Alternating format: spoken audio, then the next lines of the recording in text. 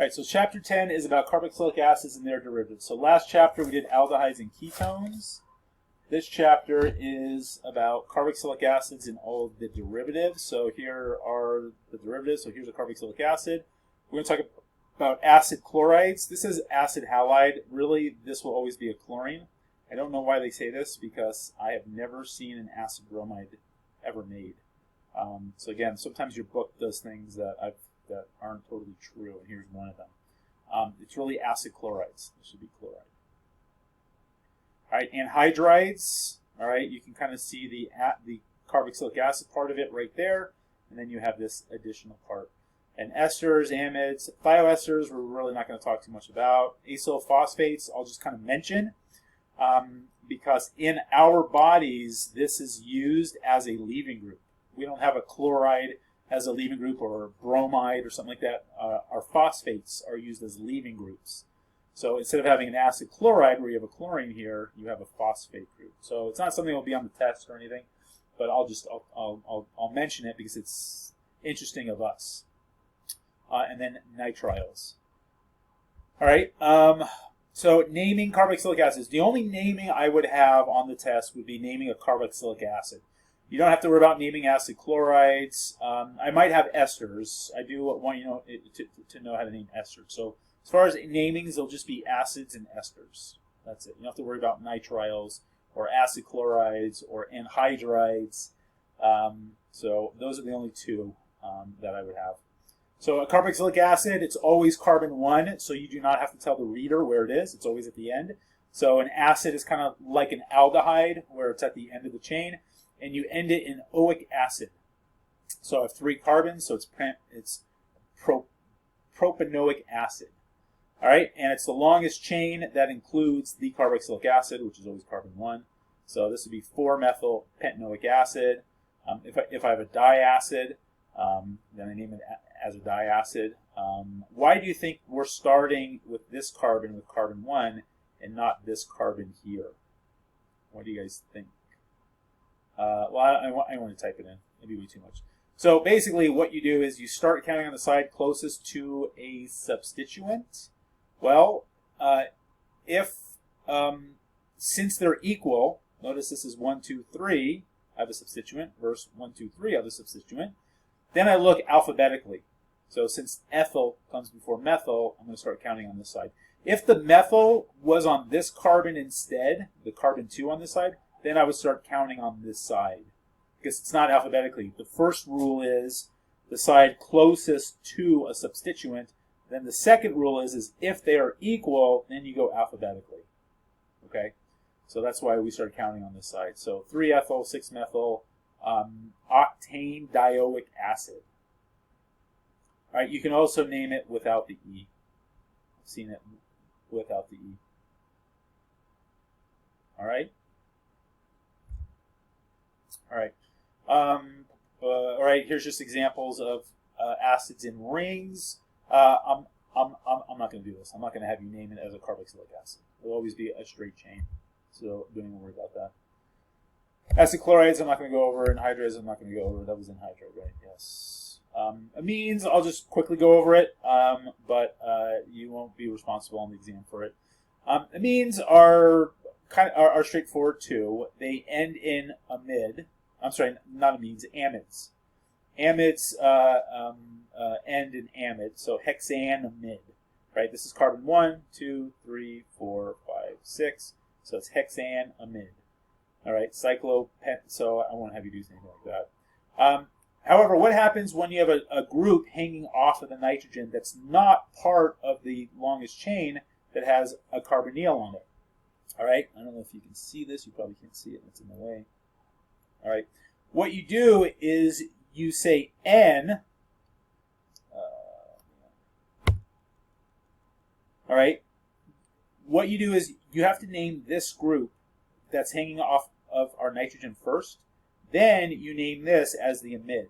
So what you do is you say N-methyl. So on the nitrogen, I have a methyl, and then it's 3 carbons, and it's a propanamide. All right. Notice in this case, I don't have any groups hanging off of the nitrogen. All right. If I had an ethyl group hanging off of this would be called N-ethyl hexanamide. So I have to tell the reader what's hanging off of the nitrogen, if anything is hanging off of it. Notice in this case I have two ethyl groups, so you say NN diethyl, and then name the rest of the molecule. Okay? So that's kind of how you do those. Thioesters I'm not going to do, nitrides I won't do. Is there a question? I hear that someone's mic is off. All right. How come they don't talk about esters here? Halides? Anhydrides? Oh, here we go, esters. That's a thioester. That's weird. It says esters and it's a thioester.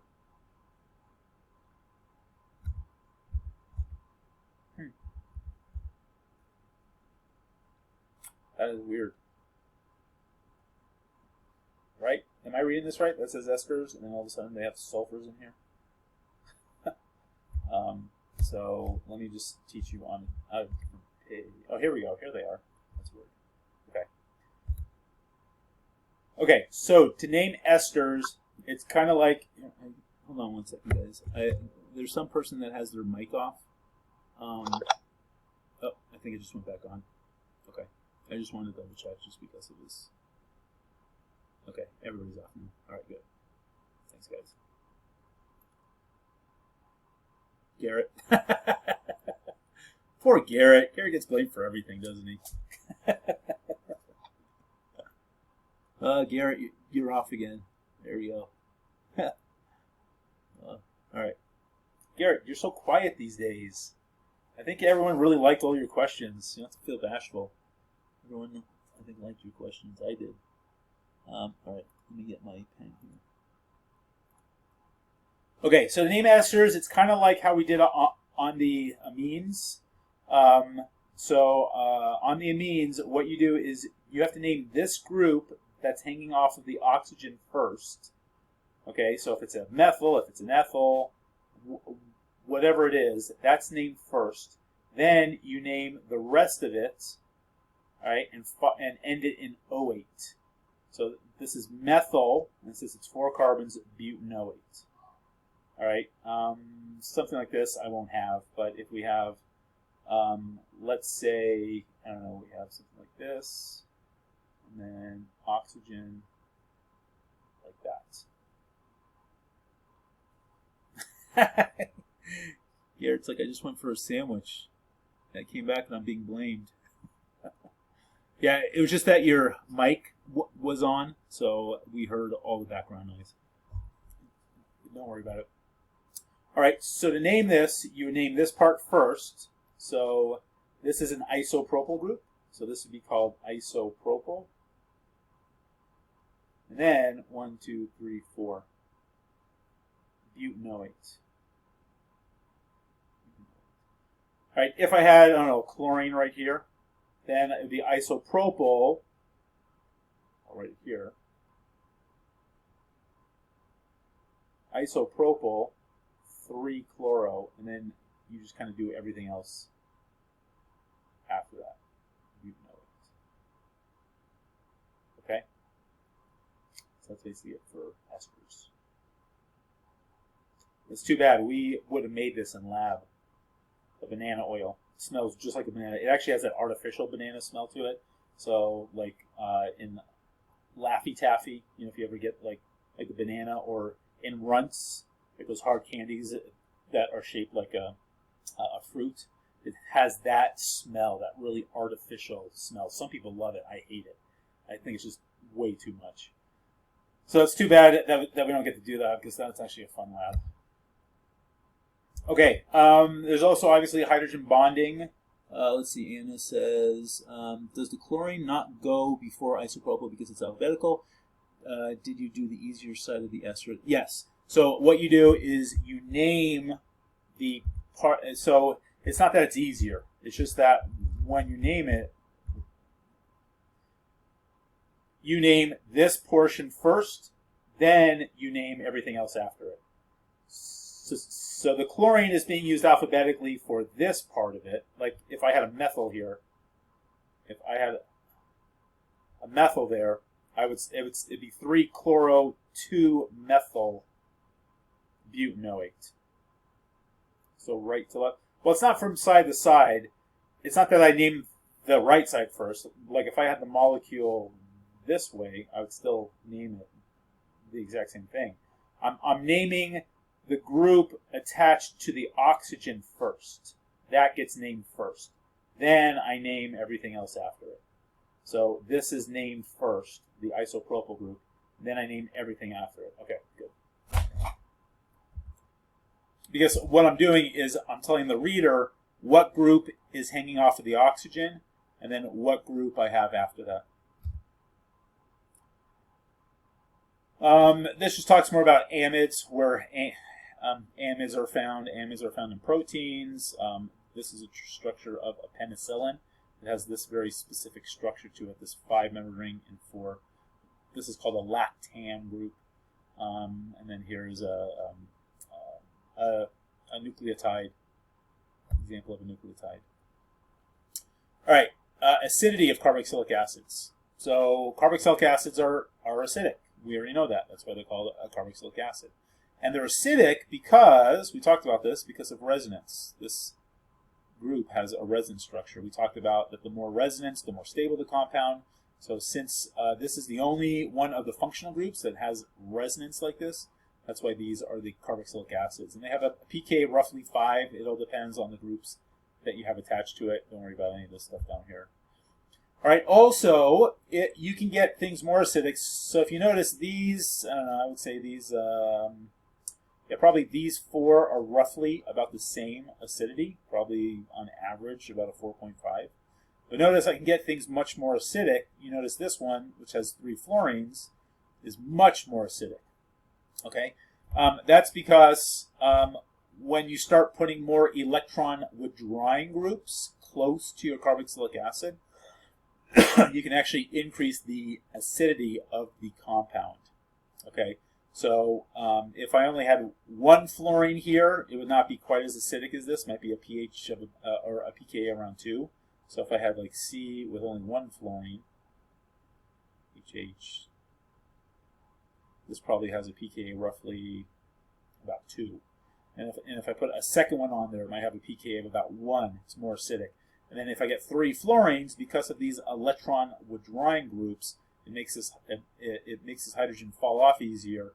It becomes much more acidic. So you can actually increase the acidity of your acid by putting electron withdrawing groups or resonance. If you incorporate resonance into it, obviously you can get more acidic as well. All right, so here it just kind of talks about the acidity from alcohols all the way down to a strong acid. So a regular alcohol is 16. This alcohol, which is a phenol, remember, is about 10, so about 1,000,000 times more acidic. And why is it more acidic? Because of resonance. If I have a negative charge here, that negative charge is stabilized all throughout.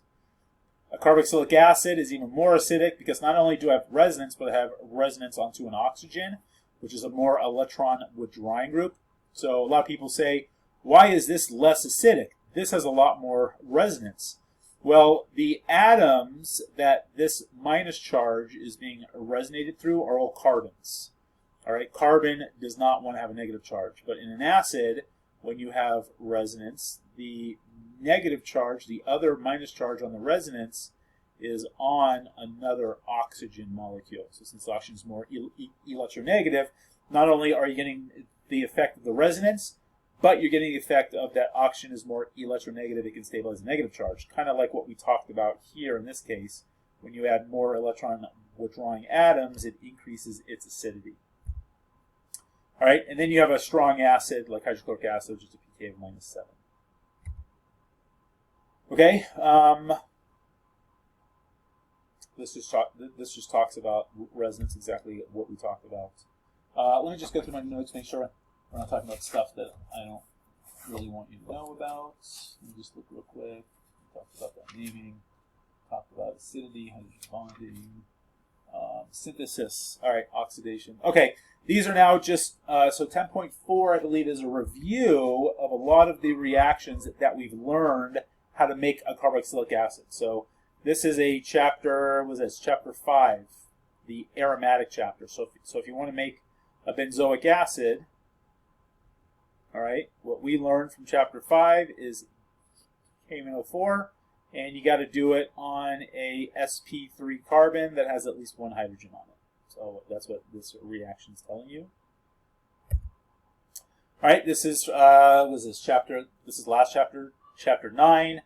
You can oxidize a primary alcohol with either the CrO3. We also talk about Na2Cr2O7 in acid as well. You can oxidize it to the carboxylic acid, or you can take the aldehyde and oxidize it to the carboxylic acid. And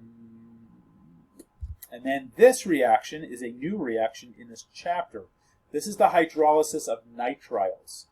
Okay, so a nitrile is basically a carbon with a triple bond end. That is a nitrile. And if you take, you see right here, sodium hydroxide, so it's a two-step reaction. Sodium hydroxide is the first step. The second step is hydrochloric acid. You turn that carbon into a carboxylic acid. And you get ammonia as a side product. That's what happens with our nitrogen, in case you're curious. Again, you don't have to worry about that. That's just one of those products that you don't have to worry about. Okay, so all that they're showing you in this first step is how to make a nitrile, which is an SN2 reaction. You take an alkyl halide, you add the nitrile. Remember, the sodium is a counterion. It doesn't matter, so we have Cn minus. All right, that's a strong nucleophile. Why is it a strong nucleophile? Because it has a negative charge. Right? So it's going to come in, backside attack, kick out your chlorine to form this compound, our nitrile compound. Then you can go ahead and take acid and water. All right, the structure is ibuprofen. This is how they synthesize ibuprofen. They make this compound, which is pretty easy to make. Add the cyanide, and then they hydrolyze off that nitrogen and make a carboxylic acid. So that is a new way to make carboxylic acid. Also, what do you notice about this reaction? You are adding a carbon to your molecule. Remember, we talk about anytime that you add carbons onto a molecule, you make a carbon-carbon bond. Notice that's a carbon-carbon bond. That's kind of a pretty important reaction. So not only are we making an acid, but we're also adding a carbon to it. So that's kind of an important part of that. Okay, any questions so far before we talk about 10.5?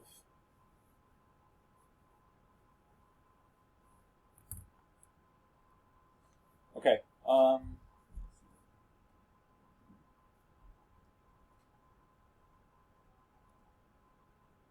on a second.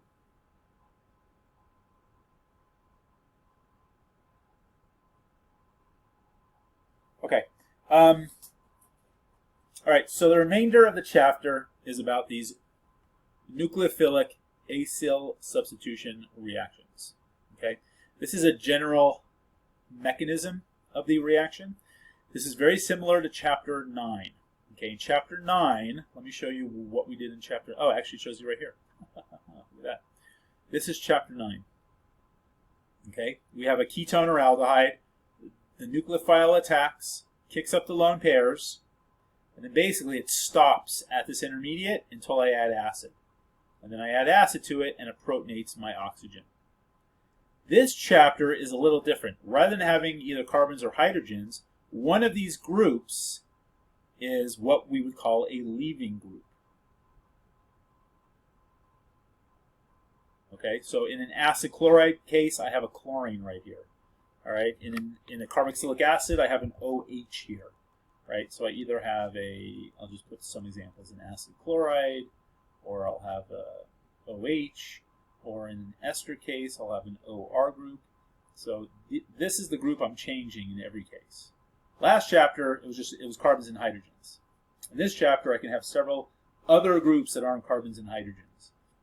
What happens, same thing. The nucleophile attacks, and I kick up a negative charge, and I form this intermediate. This is what's called a tetrahedral intermediate. Why do you think it's called a tetrahedral intermediate? Well, it's because I'm going from a trigonal planar to a tetrahedral molecule.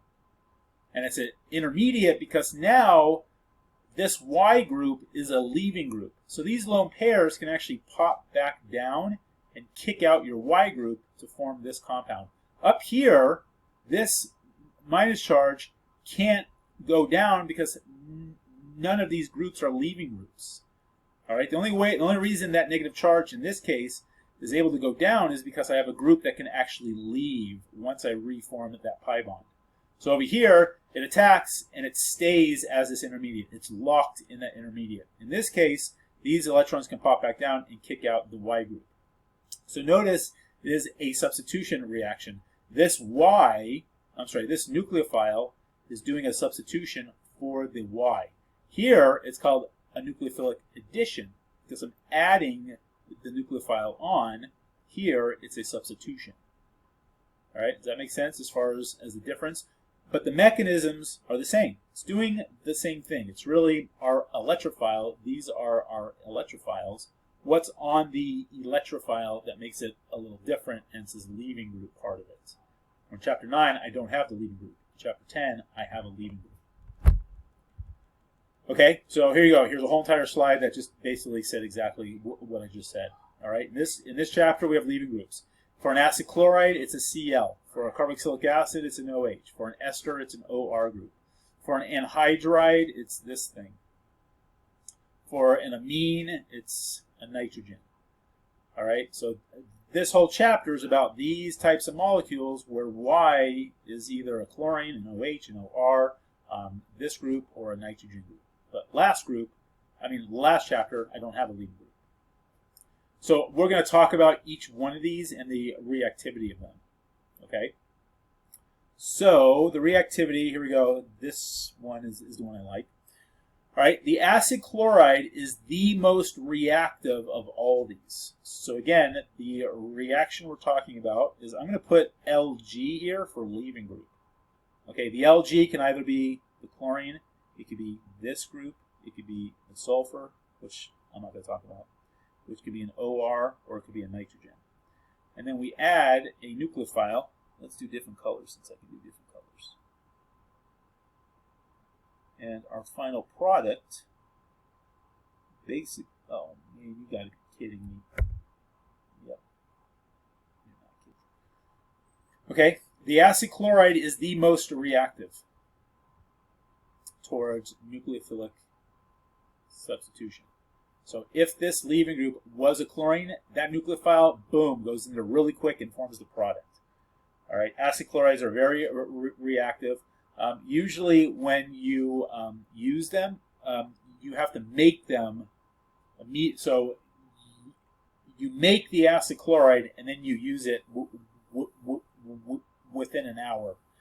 If you don't use it, they basically react with the water and the moisture in the air. That's how reactive they are. Acid anhydrides are next in reactivity. All right, this is a lot of people have trouble with this one because this is your leaving group. It's that whole entire group. That is the leaving group. You notice the one thing that everything has in common is this R-carbonyl. That's the part that's in common with everything. R-carbonyl, R-carbonyl, R-carbonyl, R-carbonyl. It's just I'm changing this part of it. Okay, amides are the least reactive, which is good because we are made of amides. All right, proteins are amide bonds. Our skin is one big protein of amide bonds, and it's good it's not reactive. Acid chlorides are so reactive that if you just put water in it, if you spit in them, they react. That's how reactive they are. Amides, you have to use hot acid or hot base. Imagine if our skin was as reactive as the acid chloride. As soon as you took a shower, you just totally melt, right? The water would just react on all those bonds. Well, amide bonds are very non-reactive. You actually need base or acid in order to cleave these, and they usually have to be hot, all right?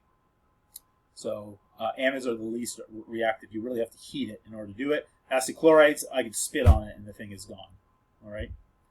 So I kind of like this chart. Your book has this chart. Let me find the page because I'm going to kind of do this chart for you guys to show you the reagents. But I think they already have it in your book. So let me find it real quick in your book, the page it's on. It's on page 337. 337, I have it in there.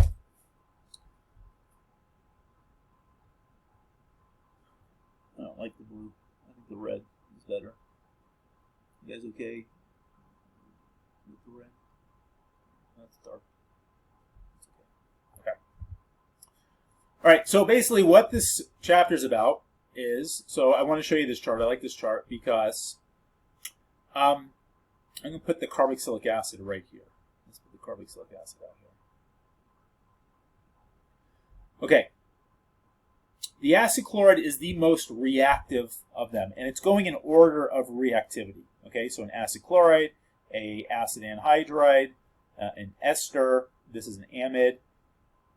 So you guys can see the word amide, but the video will block that off. Okay, so if you want to synthesize an anhydride or an ester or an amide, all right, you basically start with one of the reagents above it on this table. Okay, so since the acid chloride is the most reactive, I can go from an acid chloride to an anhydride. I can do that synthesis. I can also go from an acid chloride to an ester. I can go from an acid chloride to an amide. All right, I can do these. So anything down here, I can make from an acid chloride. Basically, all you do is just add in whatever that nucleophile is. So if I want to go from an acid chloride to an anhydride, you basically just add that group to it. So OR with a negative charge. But since acid chlorides is so reactive, I can actually add the weak version of it as well. So I can either add the strong version of it or the weak version. So notice I'm adding this group to it. All right, if I want to form an ester from the acid chloride, you either add RO minus or you add ROH. If I want to form the amide, what do you guys think I use? Again, from the acid chloride to the amide, either NH2 minus or you can use NH3. Does that make sense? So pretty much this one chart is basically probably 90% of the reactions in this chapter. Okay. So if I'm starting with an anhydride, what compounds am I able to make? Well, everything underneath it. So the anhydride, I can make an ester or an amide. I can't make an acid chloride from it. I can only make things underneath it. So in order to make the ester, you add RO minus or ROH. In order to synthesize the amide, you add NH2 or ammonia. Does that make sense? I'm trying to show you how this one big chart basically hopefully is making this a lot easier to actually see. All right, now notice I have a carboxylic acid. That's one of the groups. Well, the carboxylic acid can actually make all of these as well. So that's why I put the carboxylic acid all by itself, because I can actually make all these. So the only way to actually make an acid chloride is with a carboxylic acid and SOCl2. All right. In order to make an ester from a carboxylic acid, this is what's called the Fischer esterification. It's a very big reaction in this chapter. When we get to that slide, I'm going to talk a lot about it when we go over its mechanism and all that stuff. But it's basically an alcohol plus acid. And then to form the amide, basically it's I don't know, the ammonia plus heat. You usually add heat to it. Okay, so I know this is a little kind of crazy here, but that's basically how you do it. This one chart, and I believe the remainder of these are going to show that. See here, the acid chloride plus you add in the ROH or the ammonia. This we've talked about last chapter already. Okay, I'm going to talk about that Grignard in a second, but I just kind of wanted to show you all this. Okay. This is just showing you how to make the acid chloride, carboxylic acid plus SOCl2. Don't worry about the solvent. You can make an acid chloride. I am not going to go over the mechanism, so you don't have to worry about that. Here's how you make an ester, a Fischer esterification. So why don't we go over this mechanism right now since we're talking about it. Okay, so what we're talking about right now is just that part of it. Acid chloride, in order to get to a carboxylic acid, and then the Fischer esterification. Right, so hopefully this is making it seem not as intimidated. All right, so let's talk about the Fischer esterification. The Fischer esterification is an alcohol. Actually, no, let's put the carboxylic acid there first.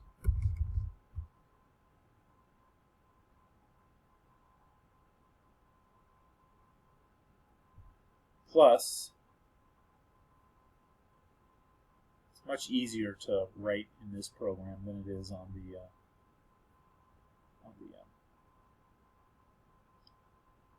PowerPoint. PowerPoint I find to be not very easy writing.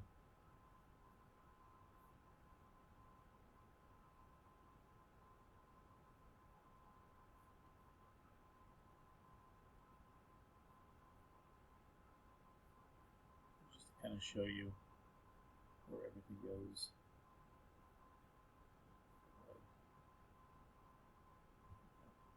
Okay. All right, so let's talk about the mechanism. The first thing that happens is you protonate. Last chapter we talked about when you have a carbonyl in acid, that's always the first step. You protonate that oxygen because it makes this carbon much more partial positive.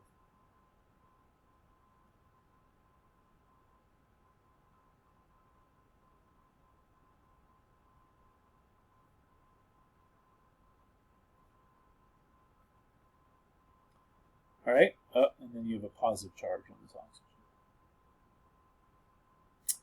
Now, since that's very partial positive, your alcohol can now add into that carbonyl, kick this up to neutralize that positive charge, and we are making the tetrahedral intermediate at this stage.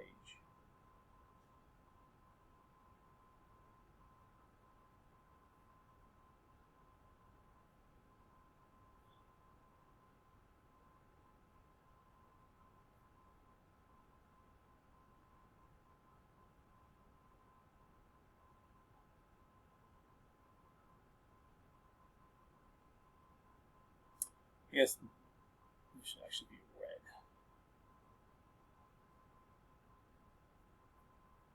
It's not really important. Colors.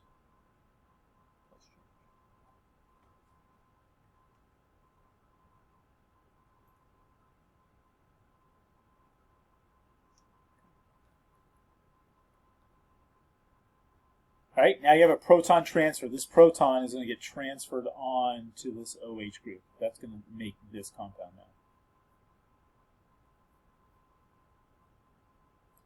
And this is what's called a Fischer. It's the same guy as the Fischer projections. You guys remember the Fischer projections?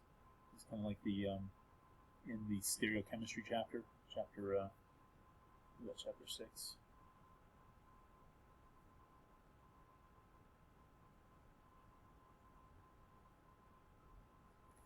Basically, what Fischer did, just kind of some history about him. He was the late 1800s, early 1900s. He's kind of like the godfather, of organic chemistry.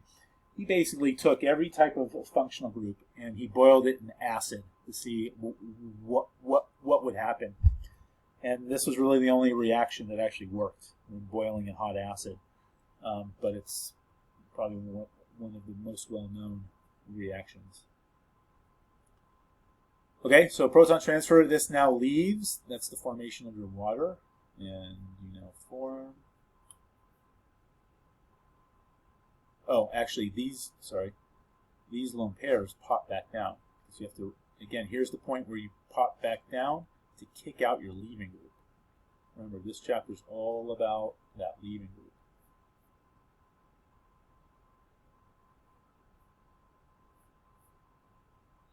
Oh, that should be red.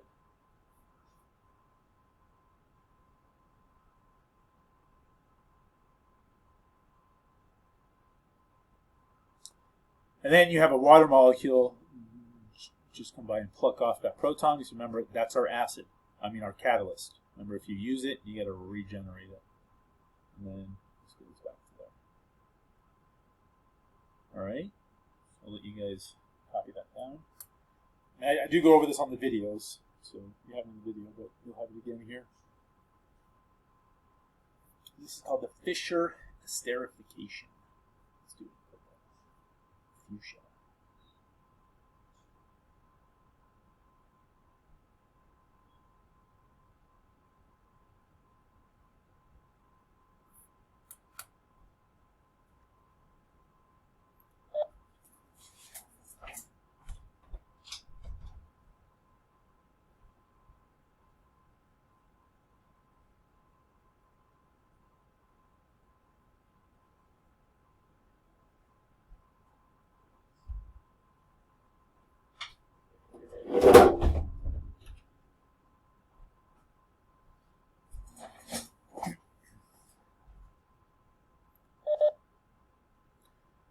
Okay, so any questions on that mechanism?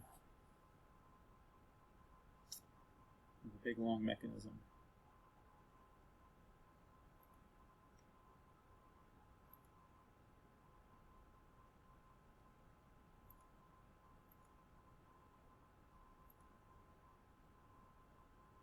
Okay.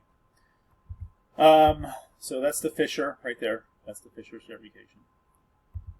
Here's the mechanism. This, it shows it to you again, but not in as much of the detail I showed it to you. But here is the protonation of the acid. I just had it as H+. And then you have the nucleophilic attack. You have a proton transfer step, so this OH grabs this proton to give you this. I don't like how this book does that. I just talk about how it pops down and you get a plus charge here.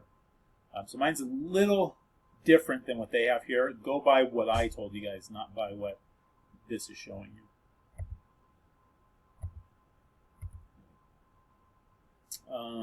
This is just the reduction of carboxylic acids to alcohols. We've talked about this last chapter. Here's how to turn acid into SOCO2. They kind of repeat themselves a lot in this chapter. Let me just look real quick just to see the. Yeah, I'm going to talk about all this stuff in a second. I mean, I've already talked about it. Let me just look real quick if there's anything I missed. Oh, I'll talk about this again.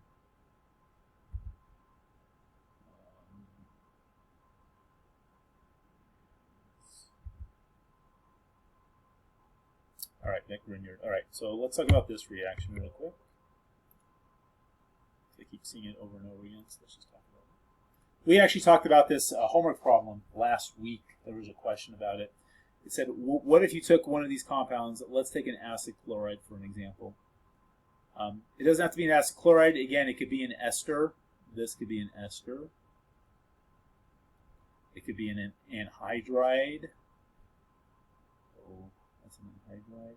So any one of these, if you add a Grignard, if you add one equivalent of a Grignard, it's only one Grignard. So let's do a different color. RMgCl. All right, your final product is basically the Grignard replaces this group. It substitutes that group. And again, anything you can do with a carboxylic acid, you can do with an ester, you can do with an anhydride. A carboxylic acid, that's not true. An amide, since they are so non-reactive, you really can't do much with them either. So with one equivalent, the one Grignard replaces whatever your leaving group is. Okay, so just to go over a quick mechanism, this is the same. Oh,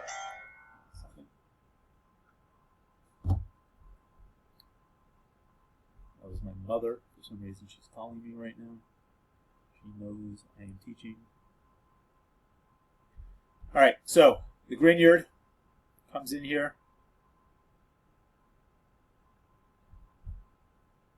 Give me that.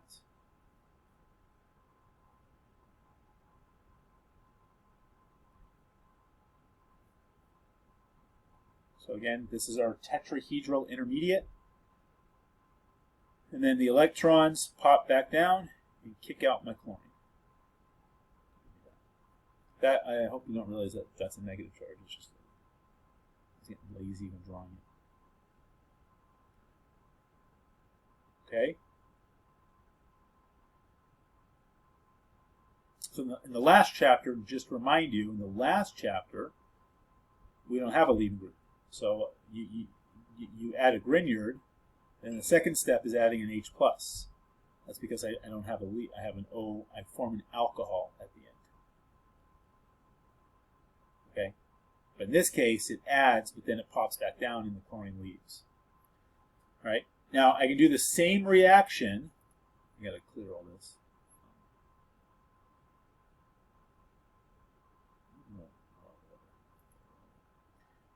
We do the same reaction, but this time with two equivalents of Grignard. We get a different compound. So I'm going to put Lg here. Let's put in green. For a leaving group, again, it doesn't matter if it's a chlorine, an RO group, or an anhydride. All right, Again, Lg could be any of those things. But this time I'm going to add 2 equivalents. I like the dark purple. 2 equivalents of Grignard. In this case, you have to add acid at the end. Because what happens is it adds twice to it, and your final product is a tertiary alcohol.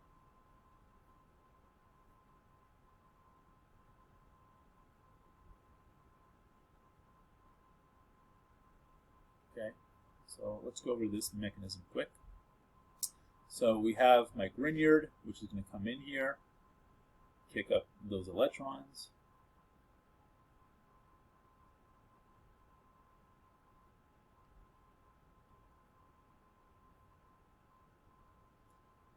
This equivalent pops down, or the electrons pop down, kick out my leaving group, and I now have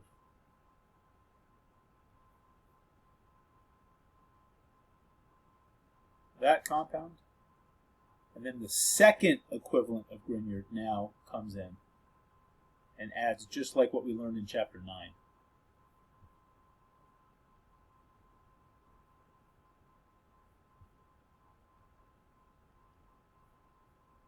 And then the last step is to add acid. The negative protonates itself to actually form the alcohol. Okay, so adding Grignards to these compounds, they go twice in this case.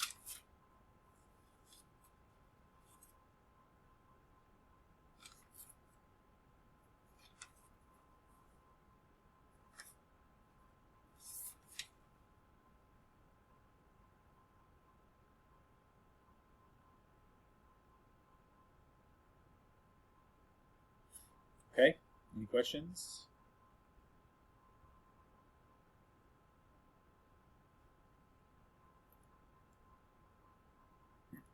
All right, so what I want to do a little bit of a summary here. All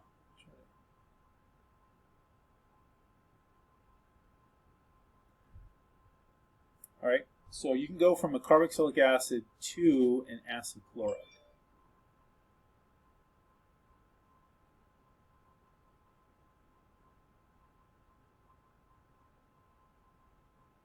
And the way you do that is SOCl2. Okay, so we go from the carboxylic acid to the acid chloride, SOCl2. Now, you can go the opposite way too. You can actually hydrolyze the acid chloride and go back to the carboxylic acid. And again, look at what you're adding.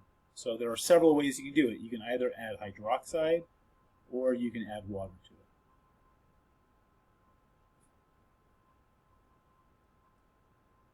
All right. From the carboxylic acid, you can now go to the anhydride, which would be the next.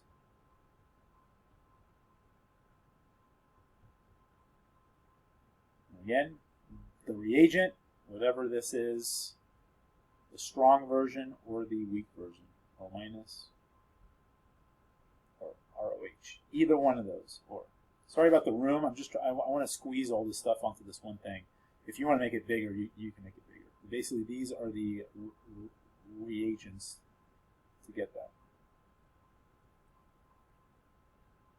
All right, you can also go from the anhydride to the ester.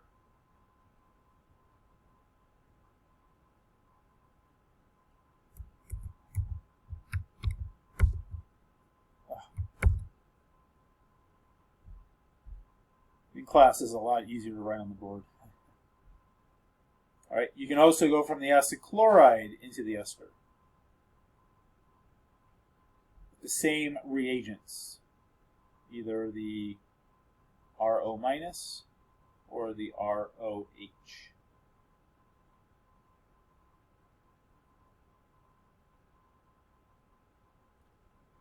And then you can also go to the amide. And these could be hydrogens or they could be R groups on your nitrogen. It doesn't really matter. And you can do it from the anhydride, and then you can also do it from the carboxylic acid. and it's, you can add NH2 minus or ammonia. And this you usually have to heat. Okay. Just to let you know, like the best way of making the amide is from the acid chloride. The best way of making an ester is from an acid chloride or the alcohol. The best way in order to make an anhydride is the acid chloride or the carboxylic acid. Really, if you want to make any of these, really, I would start with the acid chloride, and then I would go ahead and make them. It's kind of the best thing. Now, to go from a carboxylic acid to an anhydride, that will also work. You just add an acid to it. So an acid plus an acid makes the anhydride. The ester, we learned the Fischer esterification. This is called the Fischer. So again, guys, I would try to make this a lot neater on yours so that you can kind of see everything. And then the amide, same thing. You usually add ammonia and heat. Your book talks about another method. I don't care if you know that on the exam. I'm not going to ask that. Let's see in the videos. What did I say in the videos? You use RO2. Is that okay? Yeah. So again, this can either be hydrogens, or you can have a carbon here and a hydrogen, or you can have a carbon and a carbon on your amines. Yeah, and and the same thing here. You can have R groups as these hydrogens or hydrogens. It doesn't really matter. It just whatever amine that you're making, whatever these groups are, they have to be on the nitrogen. Now, here's a reaction. You can go from an amide straight to the amine. So you're getting rid of the carbonyl, and that's LAH. So that's a reaction the chapter talks about. I'm just going to throw it in there. So to go from the amide down to the amine, you just add LAH. It basically just reduces off that carbonyl.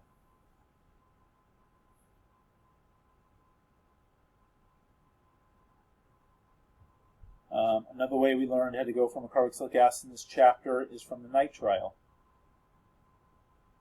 Remember that was sodium hydroxide. Then your second step is adding acid.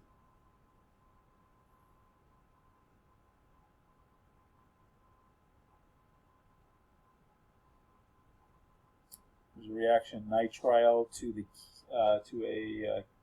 oh, talk about that. If I talk about that, let me look real quick. Let's see it here. I'm going to erase that. Oh,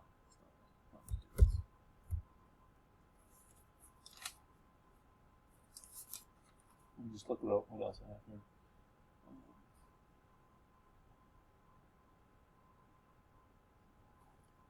I think that's kind of a good summary. Any other reactions you guys can think of I talked about that I didn't have here? That I talked about on the video. I want to make sure I get all of them. But if you make this chart look nice and neat, do I make this chart on the video? I can't remember.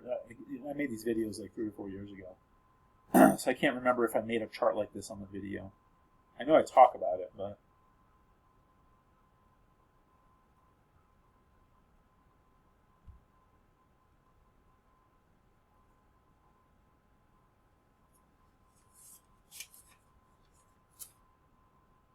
So, I mean, this chapter seems like a lot of reactions, but it's really, there was, let's say, like amide is one chart. Yeah, on that one, on the videos I do that on purpose. But in here, since everyone's watched it, I'm trying to take the whole chapter and trying to summarize it all in one, not all together. Yeah, I didn't do okay, all right, I got it. I didn't mention the book, but I haven't finished all the videos. Okay, this one is helpful to see all of them. Yeah. If you can read this, great. But I mean, if you watch the videos, you kind of know what I'm talking about. Yeah, I also didn't talk about, you can also hydrolyze these. So going back, let's do a different color so we can, like to go from the anhydride to the carboxylic acid. Again, you just add, acid or water. you know, to go from the ester to the acid, you can either add acid or water or base. So, I mean, all these things are in the chapter. And then go from an amide to a carboxylic acid, same thing, going that way. So the reds are hydrolysis. Usually you heat it up in acid. Again, all these are heat, usually. Or you can do it in like sodium hydroxide. Okay. So if you notice, the carboxylic acid is really our central one. I can make everything from the carboxylic acid. Obviously, I can't make a nitrile from there, but I can make a carboxylic acid from a nitrile. But notice the acid chloride, I can make an acid chloride, an anhydride, an ester, or an amide. All right, but in reality, what a lot of people do is they go from the acid to the acid chloride, and then from there I can make anything out of that. And the reactions are usually very fast. You don't have a lot of side products. Okay? And I believe that summarizes everything in this chapter. Let's see. I'm just looking through this real quick to see if I missed anything.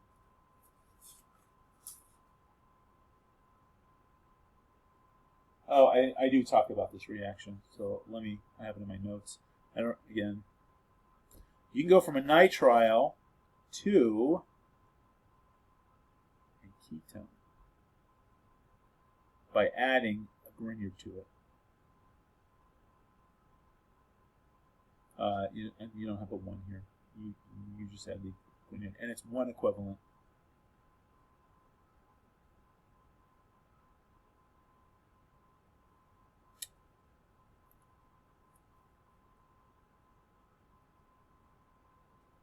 So that's the way to do it.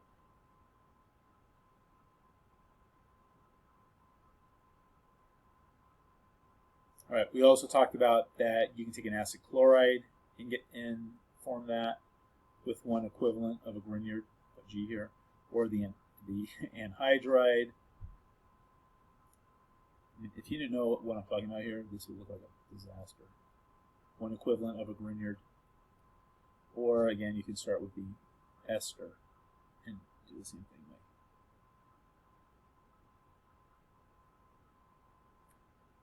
And then the quarterback rolls back here, and then you have the wide receiver, make sure it runs out over here, and then you pass it right to him. Sorry guys, I just had to do that.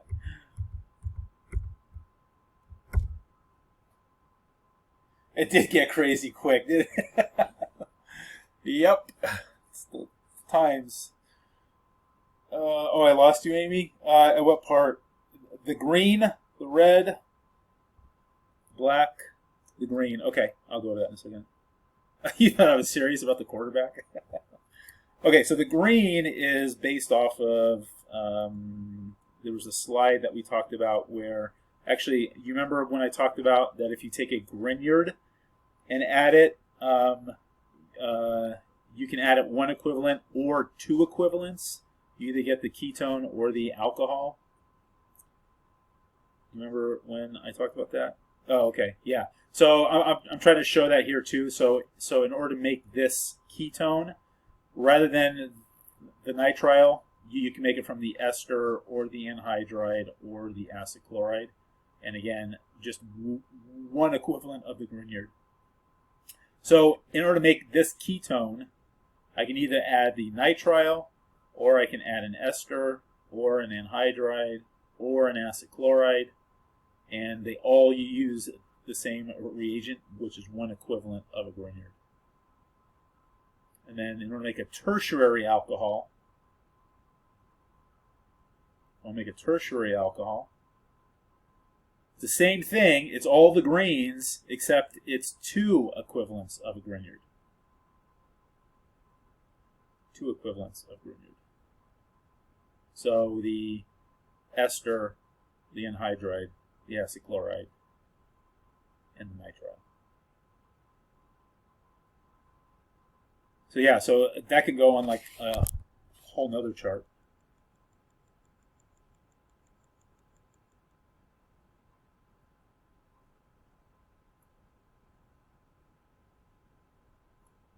All right.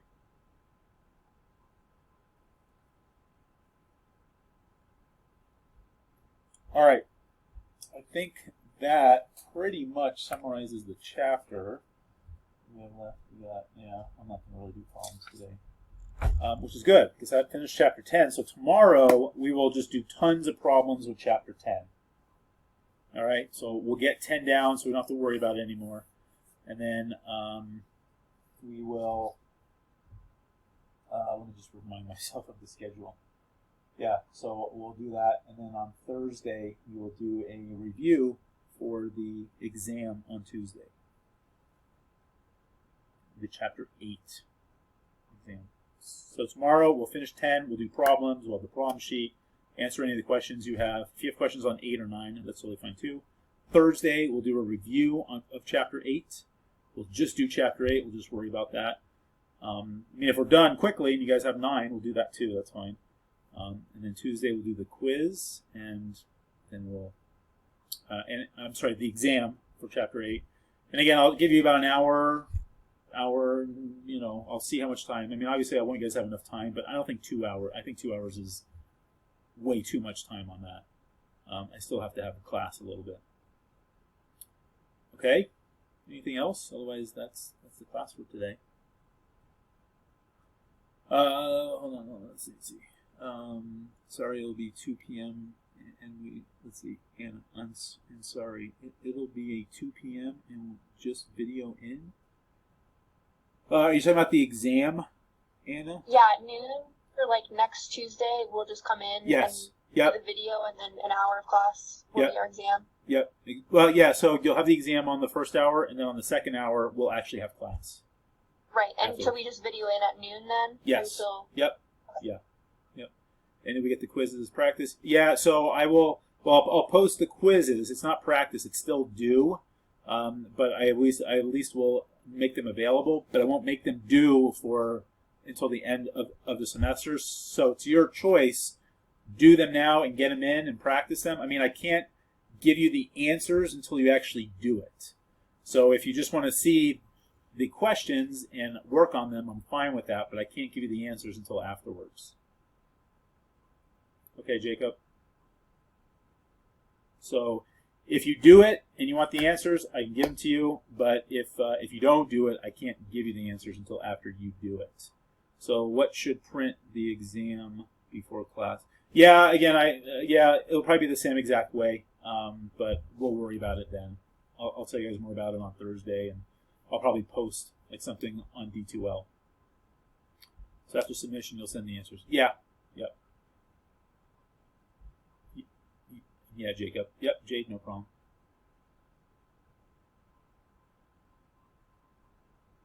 All right. Anything else? Yep, Anna, no problem. Okay, then if that's the case, I will see you guys tomorrow. Bye, Kelly. Have a good day.